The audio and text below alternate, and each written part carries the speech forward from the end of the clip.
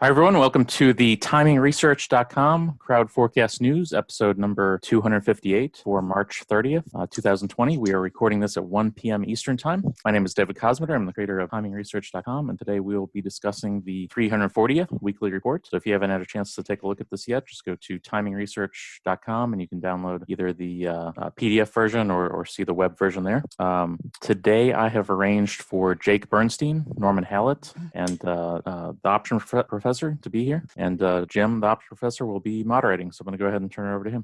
Okay, great, David, and thanks a lot. We have a lot to talk about today. The markets are volatile, as you would imagine, on a Monday morning, and so from the stocks to the bonds to the commodities, we're going to try to cover a wide variety of subjects here today. Before we get started, though, there's new people who show up, and they don't know everybody who's on the board here. So let's start out with a short introduction and what's going on at the company. So first up is Jake Bernstein of trade-futures.com. Jake, a little quick background, if you could, and what's happening at trade-futures.com. Yeah, so thank you for doing this, by the way. I've been a trader for 52 years. I trade practically every day. I'm not primarily a day trader, but I am a purely technical trader. I do not look at fundamentals other than as they give me an opportunity to get out of a trade that I'm in or to get into a trade that I want to get into based on the reaction in the markets, fundamentals. My work is based on patterns. Everything I do is tested and traded according to the rules. So I call myself a fact-backed, rules-based trader. I follow a very specific model. The model has been very effective. I don't do anything that's perfect. I don't know perfect. I can't do perfect. But what I do is pretty damn good. And if I can't test it, I won't trade it. So if you're going to look at questions for me,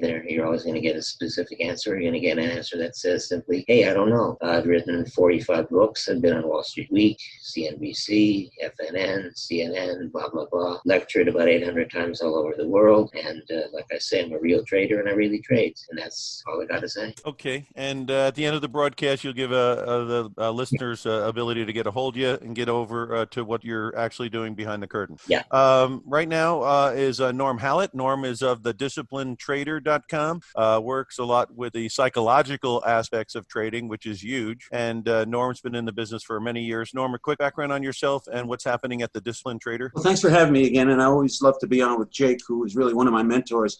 I've actually been trading on my own for 40 years, not 52 years. And I've written 4 books, not 48. So I'm younger and than Jake, probably. I think that 52 years, I didn't think I was younger than anybody. But Jake just got me by a year or two. But actually, Jake was a big influence on me turning toward the mental and emotional issues of traders with his book, Investor's Quotient, which you don't hear a whole lot about, but I still consider the best book on the topic. If you've ever, you may be able to find it somewhere on Amazon or whatever. But because of that writing and a couple of other books that I read, I turned my attention about 15 years ago to the mental and emotional issues of trading. And recently, I always think that I've pretty much seen everything, and I have not.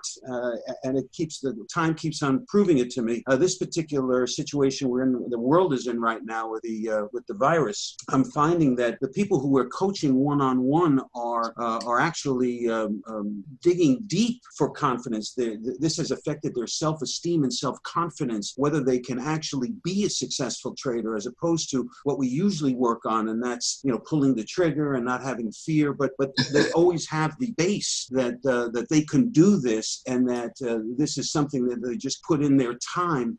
It can happen for them. This particular situation has really dug deep into many of the traders that we're working with, especially the new ones, and so we're really glad to be able to help them with the base of self-esteem and self-confidence, besides the actions that are the behaviors that are appropriate for traders. So we're busy here from that standpoint, and I'm really glad to be here today. Yeah, there's a lot of shots to the gut that have happened in the last month, and psychologically that's sometimes difficult to overcome. So I'm sure that's helpful for you guys to go and help people with that aspect. Okay, well, normally we have these questions about where do you think the market's going to be on Friday, and what's your confidence level? Do you guys have an opinion on that kind of a short thing, like on the S&P? Do you have an opinion that's short, or did you want to go with a wider lens?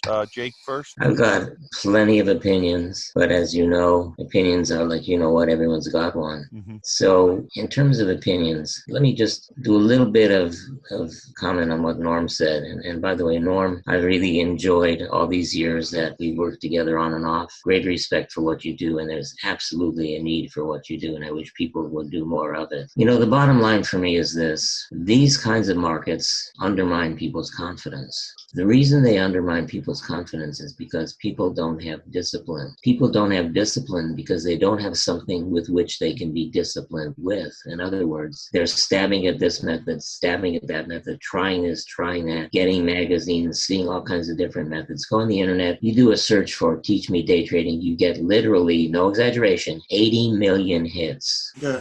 What's a new person going to do? There's so much out there. So the first challenge is to find something that gives you confidence. The only thing that's going to give you confidence is something that's based on rules that work. That gives you discipline. If you have discipline, you make the trades, you make money, you get confidence. You get more confidence, you have more discipline. The problem comes in where you've got someone who's got confidence and discipline, and then they can't even pull the trigger because of that. That person is the person who needs help. And there's a lot of ways in which you can look for that help. Are they risking too much? Are they starting with enough money? Are they having extraneous influences? In other words, organizational issues? Do they lack confidence because something else is going on in their life? And that's really where a lot of this important work comes into play. For me, in terms of where the market's going, hey, the indicators are working. They're working extremely well. They're working better than ever before, with the caveat that if you're willing to take the risk. So what used to be a risk of maybe $15,000 or $20,000 on a trade in the S&P is now a $30,000 or $40,000 risk. How do you deal with that? You scale down the size of the contract you're trading, the number of shares that you're trading. You have to scale down to what Jesse Livermore called the sleeping level. In other words, to that point where you don't care, where you can be clinically dispassionate, clinically removed from your trade and say, so what? I'm down a few $100. I don't care. As soon as you start to say you don't care, that's when the really good stuff starts to happen. And I know that sounds counterintuitive, but that's what it is for me.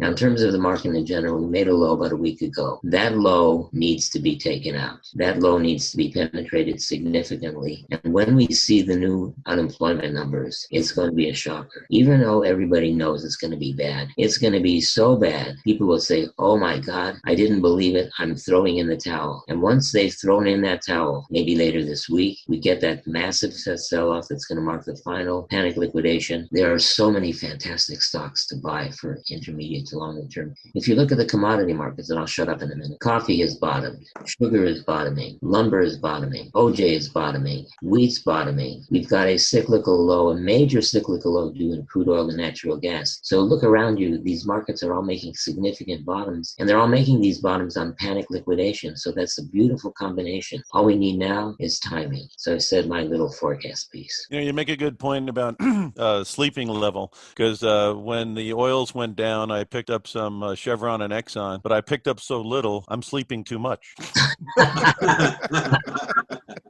Okay, so anyway, Norm, what's your take on this S&P and what's your feelings on this stuff? Well, you woke me up with that. Well, Jake mentioned really the high points of how to get involved with the market without losing sleep. And I think that position sizing is so, is the key. And the thing is that a lot of trade, my rule is I don't allow myself to lose any more than 2% on any trade. Now, that's going to be very tough to do if you're trading futures and you have a $10,000 account. You've got to go to the very mini accounts. You're going to start trading corn, which is, there's nothing wrong with, so on and so forth. All of these markets follow the technical rules. And as Jake mentioned, especially with the longer term charts, the dailies and the 240s, these charts are really following the rules very nicely. I mean, the moves are big, but and I want to give you two of them right here. But I do want to say that I think that there's nothing wrong with the smaller contracts, because as you have success with the smaller contracts, you'll soon be trading the larger contracts. It's that same role that many of you may be on, where you keep on losing. If you can eliminate the fear and keep that self-confidence high and go by your rules, and those are three things that you have to work on and believe in, the good things happen, as Jake mentioned. As far as the market is concerned, there are a couple of technical things that make me believe that the market is at the critical level here, right here today. where we'll see what happens. But my guess would be lower, just because I do think we need to, of course, anybody from a technical standpoint, we have to approach this old low. But if you put your Fibonacci tool from the top of this, from the very beginning of this move down to the bottom that was achieved last week, we rallied right to the 38.2 level. I mean, within a point of it, the way I, when you draw these lines, you can be a tick or two off, but I'm saying that it's right on the line, which is always my my rub with Fibonacci. It doesn't seem to ever hit the line perfectly. It goes a little above, and then what do you think? Is it going to the next Fibonacci line, or is that good enough? And should you give it some leeway? But when it hits exactly on the line, it gets my attention. And there are two lines that were hit technically. One is this 38.2 Fibonacci retracement line. The other is if you take the Bollinger Bands and you use the settings that are already come with your machine when you put on the Bollinger Bands, that same point where it hit the 38.2, it also hit the midpoint of the Bollinger Band. It's the exact middle between the top band and the bottom band, both of those lines, and that was also hit.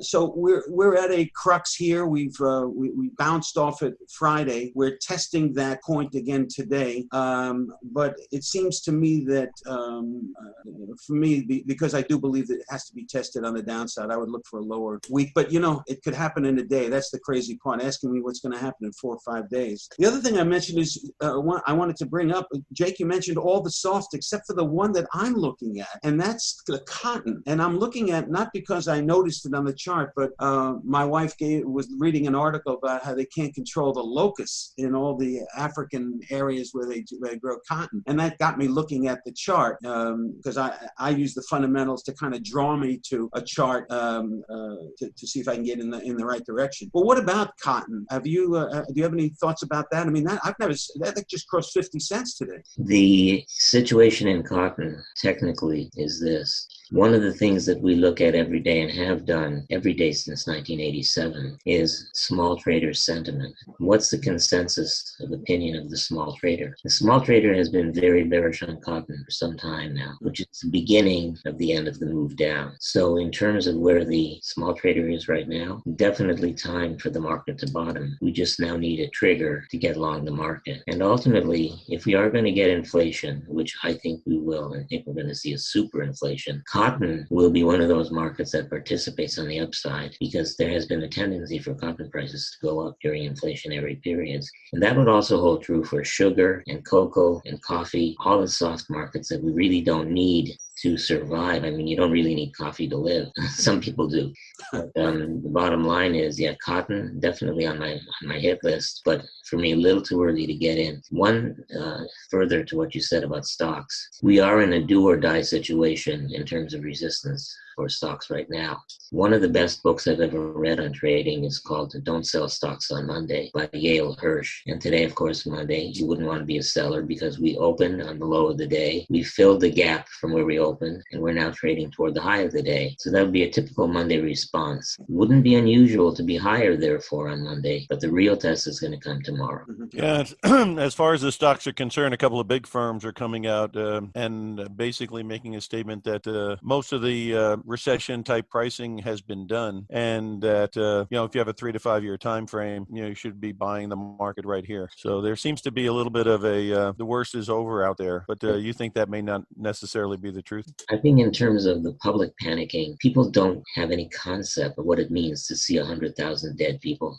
even though the number now is approaching 2,000 to 3,000 in the United States. 100,000, that's very hard for people to believe. And when that starts to become evident over the next few days as these numbers increase geometrically or exponentially overnight, I think that's going to scare people. And then when they see that unemployment number come out and they say, well, we thought 6 million was high, it's 30 or 40 million or whatever it's going to be, I think it's going to scare people. I think professionals definitely taking advantage of this on a scale down. They've got the money to dollar cost average. The public doesn't. People say, what's going to happen to my 401k? What's going to happen to my retirement plan? Why am I losing money? What am I going to do? I don't think the full force of that has hit people yet. And I think the income equality is going to be a spotlight on it because, they said 25% of the nation makes $600 a week. And obviously they might not be working and their cash reserves might be quite big. So then there's some of these dollar loan centers that say that 40% of the nation can't write a check for $1,000 or something.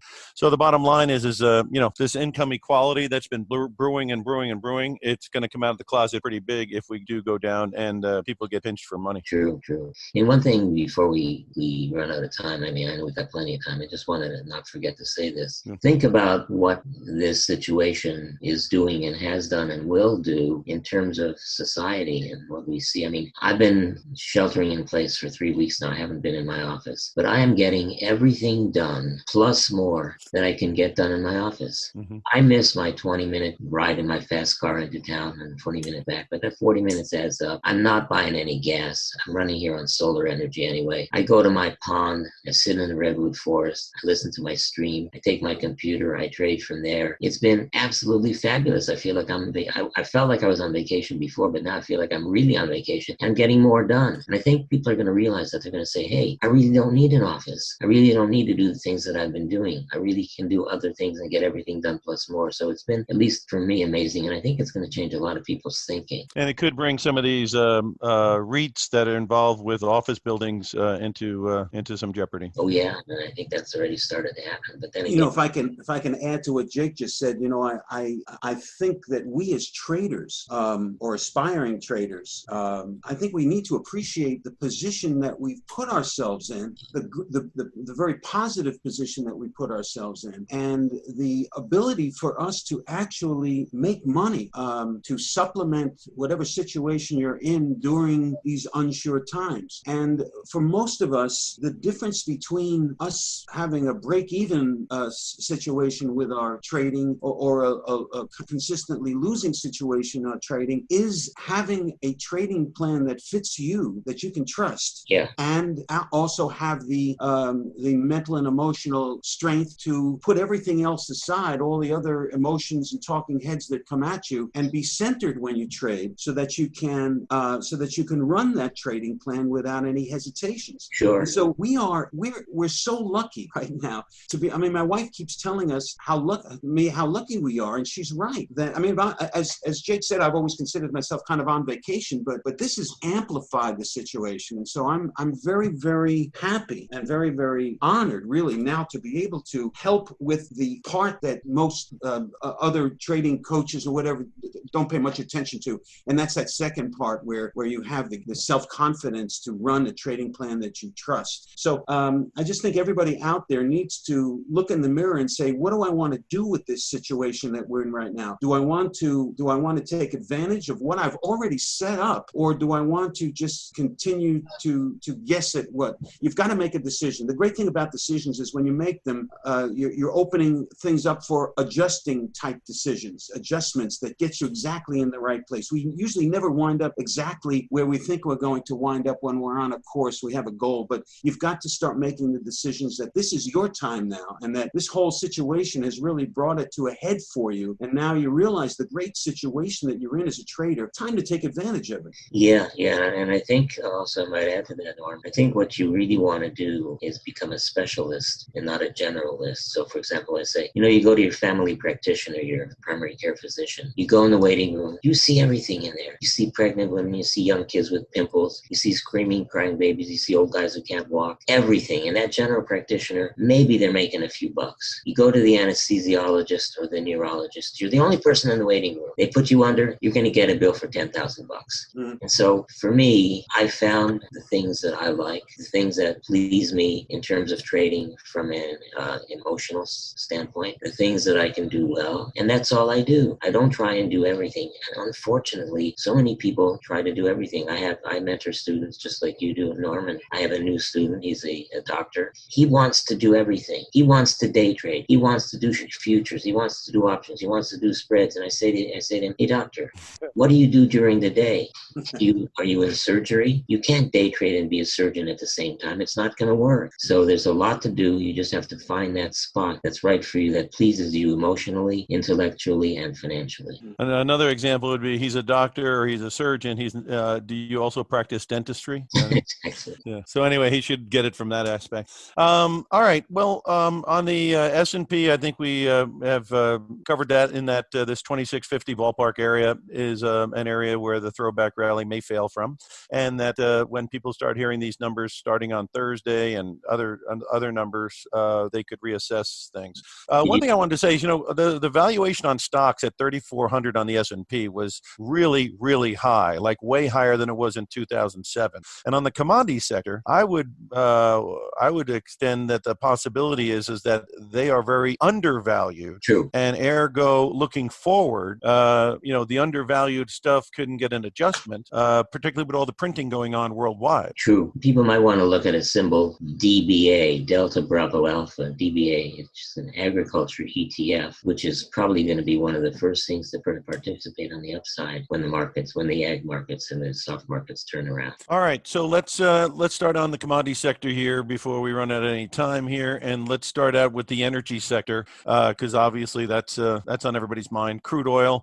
down today, 18-year low. Low was 1985 or so on the May contract, and let's start with Jake and get an opinion on crude oil. For the big moves, I look at cycles. One of the most perfect cycles in terms of accuracy is the cycle in crude oil and the cycle in natural gas. And both of those cycles are in for a low right now. Now, given that cycles have a percentage accuracy leeway plus or minus 10%, that means maybe 6 months now, 6 months from now, sometime in the next 6 months, we need to be looking at these for great opportunities on the long side, not for trades, but as investment. But what I see right now, other than extremely low market sentiment, we don't see a bottom as yet. The Saudis said they were going to pump through the end of May, and I think that obviously is still happening. And then Trump is trying to talk to Russia. Maybe Russia will want to get a check cut to them. And so, the next 30 to 60 days might be the time frame to start taking a good hard look at it. True enough. The thing that concerns me is that many of these moves in crude oil begin and end with conflict. And so those parties who have a vested interest in keeping the price high also have a vested interest in starting some sort of conflict that's going to disrupt supply. Because right now, in terms of supply demand, we've got plenty of stuff. Mm-hmm.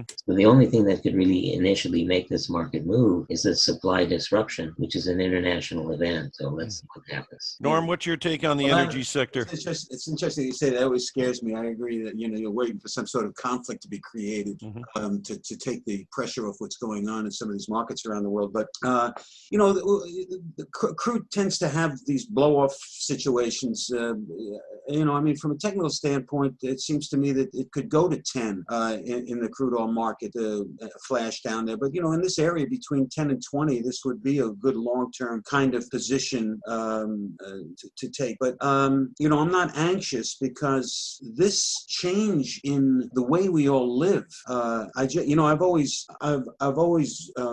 always seem to talk about in any presentation I make the change that's happening for the last decade, 2 decades, between the industrial revolution and the technological revolution, and all of the things that go along with that, the difference in jobs, the manufacturing being done by robots instead of people, where these people need to retrain in order to start being programmers and whatever they need to do in order to get into the new revolution, the technological revolution. And we're seeing that the fight for unions to be saved, and the worker to save coal jobs, in the coal mines. We all know that that's not good for the world, and yet these people, there's too many people that work in the coal mines not to have them work there. So there's this conflict that goes on with that change. And this pandemic that's happened has brought is bringing a reality to people that we can do a lot from home. We don't need to. Not everybody has to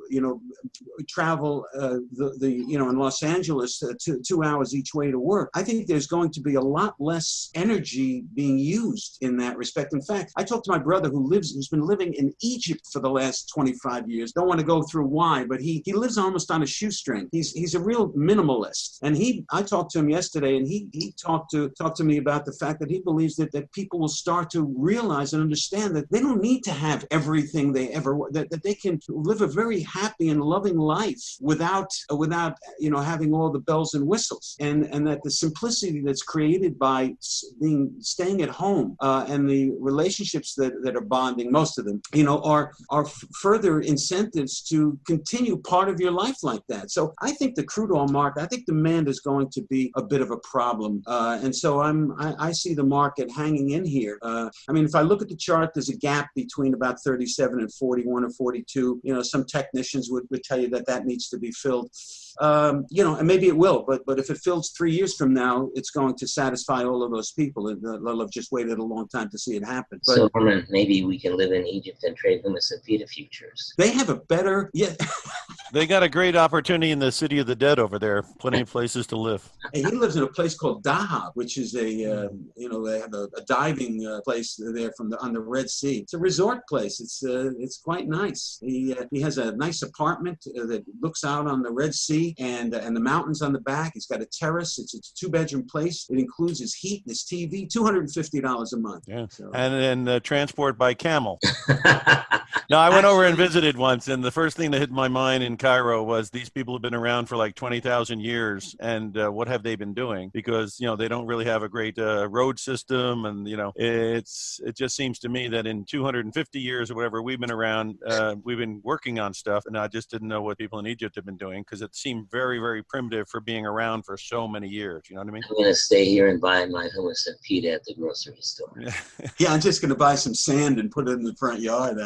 I tried that hookah thing and I almost fainted. So that was my Cairo experience. No, that'll kill you. Don't do that. All right. So anyway, so crude obviously is in a downtrend. Could be a little bit more to go. And but on a longer term basis, there might be some value down here at some point. Just real quick, not much time on this, but I'm not a real believer that everyone's going to have an electric car. So this idea that we're not going to use any energy. I've read some studies that at least half of our energy usage will still be fossil fuels in the future. So these people that are throwing out the idea that the gas station's going to go away. Do you guys buy into that, or what do you think? Well, I've got a few cars. A couple of my cars are gas guzzlers, and I got my Tesla, which is really fantastic. And it's just amazing. My house is on solar, not using any energy. I'm paying my electric bill for the entire year is about $400.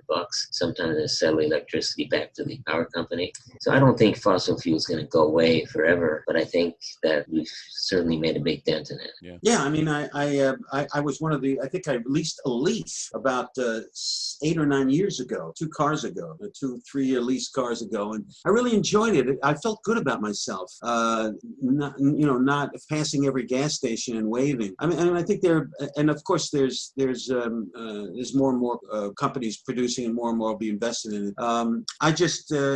I'm waiting until solar comes down a little bit before I throw it on my house, but it's getting closer and closer. The fracking thing is a big part of why the U.S. has become a net exporter. That I'd like to see eliminated if possible.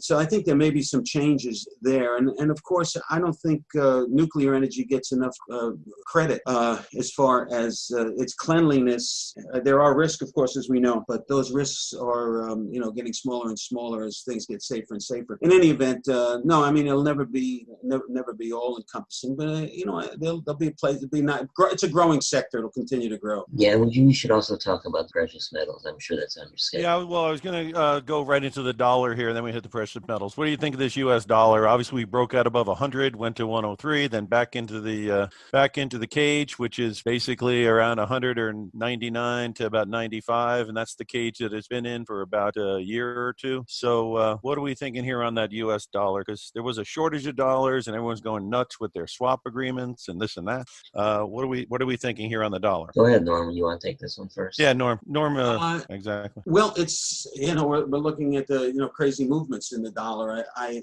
think from a momentum standpoint, it's getting harder and harder to judge. We seem to have an equilibrium right at this 99, 98, 99 area we keep coming back to over the last year. And it's hard. I'm watching it and I'm trying to make some sense out of the dollar. I try to make sense because I do trade the Japanese yen and the euro dollar. They both tend to move opposite. And they both, of course, are influenced by the movement of the dollar, since it's part of the dollar index, since they're part of the index. But in general, if the stock market goes up, the yen suffers and the euro gains. And if the market comes down, we've been seeing some strength in the yen and some weakness in the euro. And I always glance at the U.S. The dollar index to see what, if there's any grand influence there, any major movements. And I just think that, I don't really have much of an opinion on the dollar index, except for it's a wild place to be with an equilibrium right around 99 cents. So let me give you my thoughts. The dollar is really all about interest rates, not just interest rates in the United States. It's a relationship between interest rates and other countries. So if we are negative on rates and everyone else is negative on rates, net effect will be determined based on how negative they are relative to us. So with the prospect for interest rates continuing low for probably another 6 to 9 months, the dollar is only going to be a function of how bad it gets in other countries. The market sentiment, small trader, was more bullish on the dollar a week ago than they have been in about 6 years. And that's usually the kiss of death. That's usually the canary in the coal mine, suggesting that the dollar will move down. All of the cyclical factors that I look at in practically every currency versus the US dollar shows those currencies bottoming. So I'm bearish on the dollar. That's just a question of the degree to which I'm bearish. I think it's more of a trader's market than anything else. Yeah. Norm, I wanted to ask you a question on the yen because I've been doing a little homework on it, and I have a chart that goes back to 1973 with some moving averages on it. And it looks to me that the yen tried to go up towards that 100 number or whatever it is, whatever it is, 100, and then it pulled back. But the moving averages are still under the market in the 90 area. And it looks to me like if it did take out 100, that there is a lot of white real estate area on the long-term graph that could get filled in. Do you see a big potential in the yen? Because it looks to me, like I say, on the long-term graph, if it could sustain above 100 for any length of time, or one it is, that there's a lot of opportunity on the upside, which would coincide with Jake's feeling that the dollar might have, had a little bit of a blow off top there for a while. We can't do screen share, can we? This is audio only, but you can talk about what you're looking at. Easier to show. No, obviously. I'm looking at a chart right now that I'd like to share, but I can't. But anyway, because I know Norm watches it, but do you ever expand that lens to like a very, very long term? I have looked, and it really didn't get me any place. I mean, I look for a middle where the market tends to spin around. I don't know how, kind of coil around it. Yeah. And in the Japanese yen, I'm looking at something around 92.9, 92.5, and 93.6. There's an area right in that. If you draw two horizontal lines, you'll see that there's seems to be action above it. The altitude above and the depth below is the same around that band for quite a while, for the last year. So the market on the daily chart has made a double bottom here. I don't know how long it's going to last. It's right in that band right now. It's trading right within that tight band I just mentioned. So I look for it to escape that band one way or the other, to trade in that direction when it happens. I'm looking for other triggers, but that's the first thing I look for. As far as your thoughts about a dollar is concerned, it is pretty well known in the trader world that these monumental numbers like a dollar in the Japanese yen, if we breach that and come back and test that same level as support, you're going to see you're likely to see a run on the upside. But that's a major. You saw how it bounced off that sharply. It really did. Yeah. So it's going to have a rough time. Let me give you my take on that. What's that? Let me give you my take on this whole thing. Go for it. The key to the Japanese yen is 7.1 years. Almost perfectly, since the start of futures trading in the yen has bottomed every 7.1 years. The last low was made in 2015. You add 7 years to that, you get 2021 or something like that. So whatever it is, It's a short 7. Yeah, we're looking at a major yen low in 2022.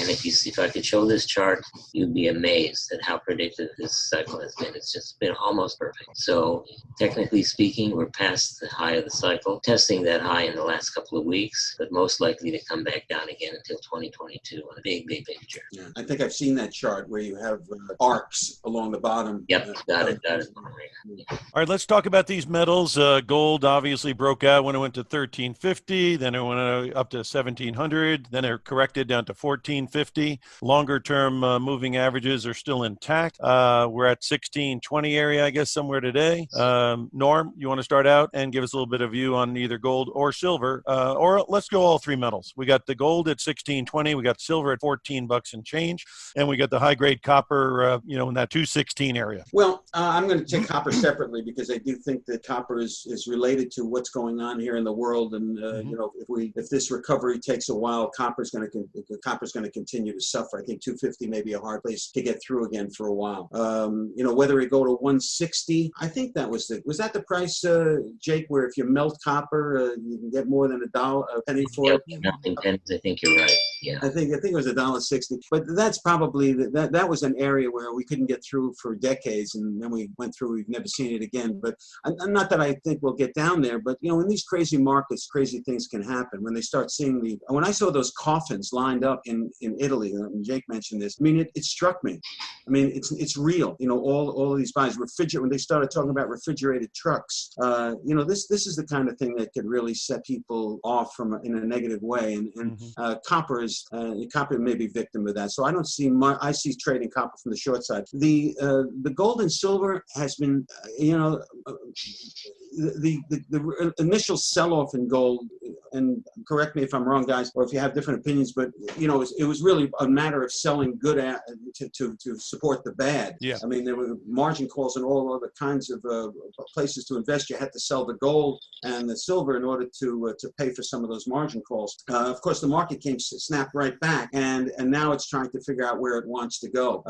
I think that because I am also a believer in upcoming inflation at some point, I do think that we will go higher, and I again, there's going to be another wave down where gold could get hurt again for the same reason I just described. So I'm not loading up in here. The silver gold ratio is way out of whack. I've never been it used to be 50 to 1. Now it's 116 to 1 or something yesterday when I went to sleep. Yep.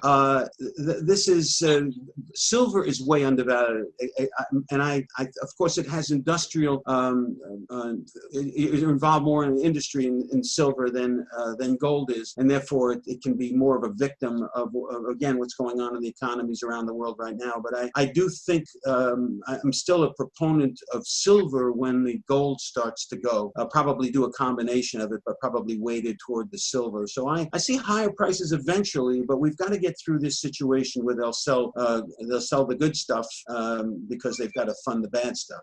Yeah, we have that 1700 number that's kind of important because the all-time high is 1900, and this rally has been stalling at 1700. And that, and again, the gold mining shares have not really performed very well. You say a few words. Gold. Yeah, but what do you think, Jake? Gold, which we've been bullish on for about 9 years now, still believe new all-time highs are coming. Gold has been a great disappointment to so many people who say, we need gold in times of instability. Gold will protect us. You see these ads all over TV. I buy gold every chance I get because I want stability in my IRA. That's complete bullshit. Bottom line is, it's a trader's market. It's like any other market.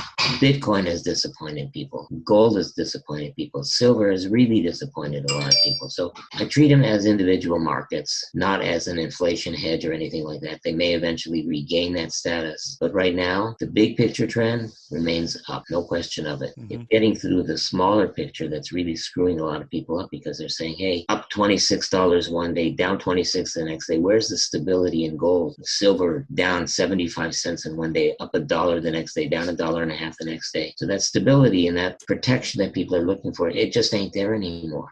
Unless you have that long-term perspective, which I do. A word about copper. The key to copper is what are commercials doing in copper, the big end users in copper. The biggest end user in copper is, as President Trump would say, China. They're buying copper like crazy, which means they're going to use that copper, which means their manufacturing base is going to come back in terms of fundamentals, and basically says right now, if you look at some of these copper mining stocks, Southern Peru Copper, BHP, Rio Tinto, Freeport-McMoRan, some of these stocks are paying unbelievable dividends, 8, 9%, 6%. So in terms of investment, keep your eye on the copper. It's just been a washout, and copper is going much higher and may prove to be the best metal you can own in terms of stability. You would imagine it would be down when the economies are all tanking. Yeah. And obviously, the imagination would go that it will rebound when the economies turn in the second half of the year or next year, whenever it does. And China's plans to use copper to build in Africa and in Europe and everywhere else they're kind of going is not going to go away. Right, exactly. I got you. With regards to the gold, Jake, I'm looking at it. I have a quick question. Sure. Jake, do you think the antimicrobial properties of copper and copper alloys will increase the demand? It wouldn't hide. Yeah. I think it'll definitely help. You're such a Renaissance man, David. Yeah. You know, one thing we should say is at this point as well is look at the palladium market. Thinly traded, but unbelievable. That market will move $10,000-$15,000 in one day. What's behind that? Of course, what's behind that is that 90% of all the world's palladium is controlled by one country, and that's Russia. And so ultimately, people will say, we're going to take a bunch of money out of palladium and we're going to put it into something else, which leaves three candidates: silver, gold, and platinum. And the most favored of these in terms of long-term investment is platinum. This is to get a trigger to buy. Right now, we don't want to buy in a scale down unless we're buying ingots or coins to dollar cost average. But in terms of the big picture, futures, we need to wait for an opportunity. And of course, there's a platinum ETF. I got a quick question for you, Jake. We had a high of gold in 1900, and now we've had a high gold in 1700, and we had a pullback to 1450. If we were to and the bullishness of buying gold coins, as you mentioned on TV, has never been greater. So if we were to take out 1450, could we possibly see a sell-off in gold not dissimilar to what we had in stock, simply because the participation percentage is so high? And if for no other reason than just the utter disappointment, people saying, hey, I've been buying gold for these 10 years preparing for this horrible, incredible world crisis, and what the hell's it done? Right. Yeah, it'll be interesting. We got time, so let's get to this before we run out of time, and that's the ags. We got corn, wheat, and soybeans to name three. And Norm, do you want to shoot in here on how you feel about the agricultural sector? Well, I've been trading a lot. Believe it or not, I've been trading a lot of corn because it's been under pressure lately. And what's amazing about recent markets is that the technical indications are very, very reliable. I don't have much. Again, I don't pay much attention to the fundamentals. I'm just looking at the charts, I continue to be bearish in the short term on gold. As far as the soybeans, of course, is where a lot of the wheat has shown unbelievable strength, tremendous strength, and so that's got to be seen from the long side. And I'm finally seeing some bottoming action in the soybeans. It's trying to form. Looks like it's trying to form a right shoulder and a head and shoulders bottom. Again, that band. I mentioned that band that I've learned to draw over the last couple of years. It exists between 879 and about 911. If you look at that band there, you'll see you'll see that the market, even though there's a lot more trades above that band, the altitude and the altitude on the downward side are equal, and that's where I look for the market to find a certain equilibrium, and I try to trade from the long side or the short side based on that. And we're right in that band now, in that market also. So I'm friendly toward the long side of the soybeans. And I am because I'm melon. It used to be that when you had situations, now most of it was war, but unsure things going on in the world, you turn to soybeans, you turn to sugar, you turn to those particular foodstuffs to show some strength. So I always, as soon as this hit the fan, I've been keeping my eye on the soybeans and the sugar and so on. Some of these war commodities, I guess they used to call them. So I'm friendly to the long side of the beans. And the wheat, I think you gotta be trading that from the long side. So think about this. Who's making money by screwing the farmer? The farmer works hard, makes a lot of investments, buys equipment, produces the best crops in the world and can't get crap for what they produce. That production is going to the commercials, Archer Daniels Midland, the Andersons, the big grain companies. They're buying up all that stuff. They're storing the product, paying zero interest to store it, and then 2-3 years down the road, they're going to put it back out at a high profit. So the things to look at in terms of investments, Archer Daniels Midland, ADM, the Andersons, ANDE. There's a couple of others, in fact. In addition to that, you want to look at the agriculture ETF, DBA, which doesn't tie you to making a single decision about one particular market. But as Norm so correctly said, the wheat market is the most bullish. One of the markets in the complex that's way overlooked and has had a beautiful, almost perfect cyclical pattern for many, many years is soybean oil. Market most people don't look at, but there's huge potential there. It's also a very tame market. If someone hasn't traded before, it's a good place to start. So in terms of the agricultural markets, I think they're going to go crazy, but the big money is going to be made by the commercials. You want to buy shares in one of the commercials, ADM is probably the best one. And a nice spot right now. I'm looking at the ADM chart. Yeah. People care to bring that up. We had a low below 30. Now we're trading right around the 34.5, 35 level. 34.83 to be exact, right? And we've been up in the 46, 47 area just a month ago. So and they pay a dividend too. Yeah. Their revenues, I heard, was 64 billion last year or something like that. Oh yeah, they're a huge company. They used to have me come down to Decatur, Illinois, and do talks for them. There's one question I was supposed to ask you guys before we take off here, and it is, what procedures do you use for trade management? So obviously we can't go into the minutia of that right now, but can you give some general ideas, Norm, on procedures you try to use for trade management? When you say procedures, you mean rules? Again, I don't know. I didn't ask the question. It's not my question. But I will say this. I would imagine it has to do with stop losses or spreads or, whatever you do. Yeah, I'm gonna keep with the sleep rule. I'm gonna start there. Yeah. Jake's sleep rule that he ripped for somebody else. You have to remind me who that was. But was that don't sell stocks on Monday? Was he the sleep rule? Jesse Livermore. No, Jesse Livermore.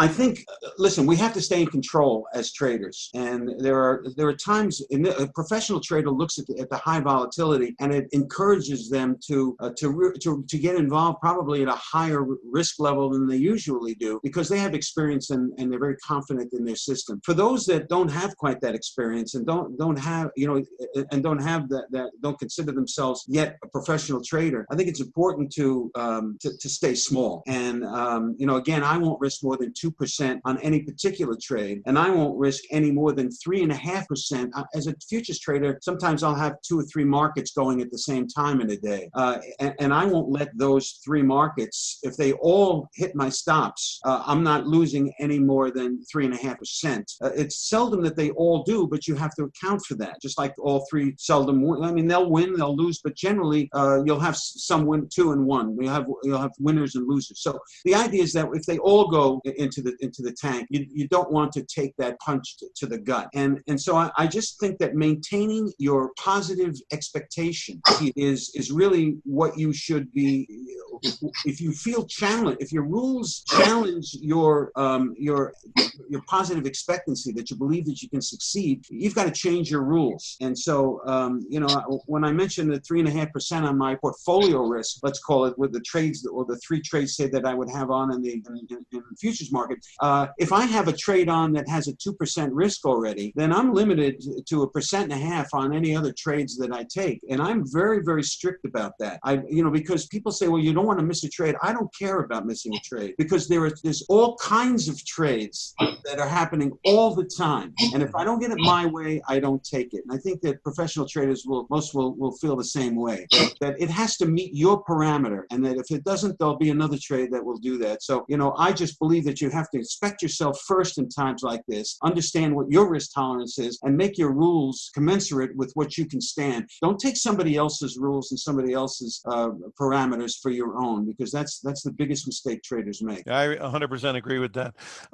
Jake, do you have any input on procedures to use for trade management? Did you unmute me? Yeah, you're unmuted. To me, you are anyway.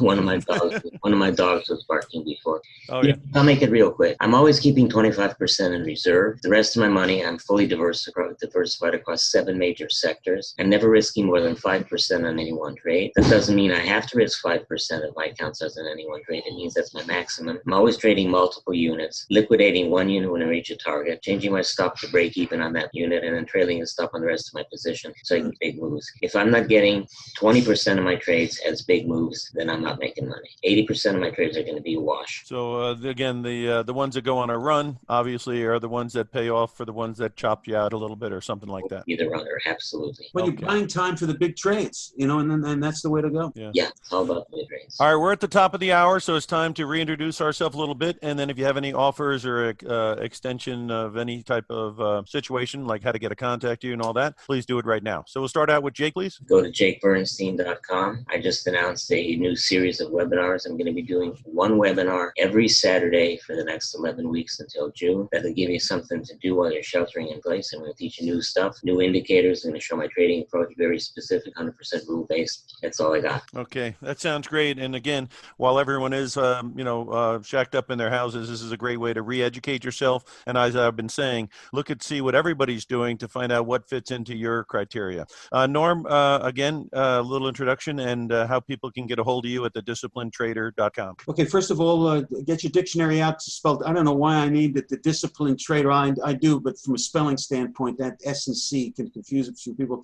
Thedisciplinedtrader.com. If you go there, if you like what I'm about to say, go there, hit the About button and the contact area and write me, and I'll send you the information on it. So just go to the disciplinedtrader.com, hit About, and you'll see the contact where you can write. You can send an email to me. But I do want to say that we're doing something very special again for this time, because I do believe that Tish and I have the opportunity really to help people in a more dramatic way than ever, because opportunities, and I think Jake would agree with this, and Jim also, the opportunities will really start to unfold as we get closer to normality. And you want to be ready for that. You want to be ready and capable from a mental and emotional standpoint. So what we're offering is unlimited coaching sessions for a full year. Unlimited coaching sessions. They're only 15 minutes long, so we get right to the point. Unlimited coaching sessions for a full year for $1,000, $997. And if that sounds interesting to you, it's not something we can do for a whale of a lot of people, but by limiting the sessions to 15 minutes, we can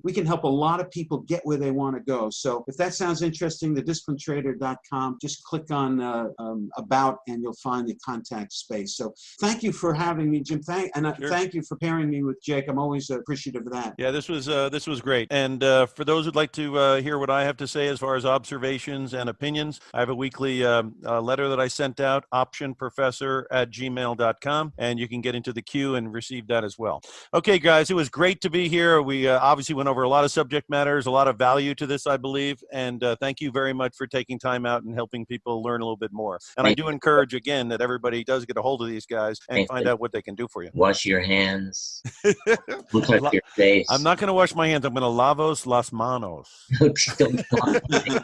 Well, I'll be safe. Thanks, everybody. Have a great day. Thank you. Okay, guys. you too, Jake. Nice to be with you. And Norm as well. David, back to you. All right, thanks, guys. Great discussion. So just a quick reminder for everyone, be sure to subscribe to Timing Research on YouTube and your favorite podcast directory. You can also go to TimingResearch.com to get access to any of the past reports or the shows, including the archive of this one as soon as I can get it posted. And just want to thank my guests again for today, Jake Bernstein of trade-futures.com and jakebernstein.com, Norman Hallett of thedisciplinedtrader.com, and Jim, the option professor at optionprofessor.com. Thanks, everyone. Thanks, David. Bye.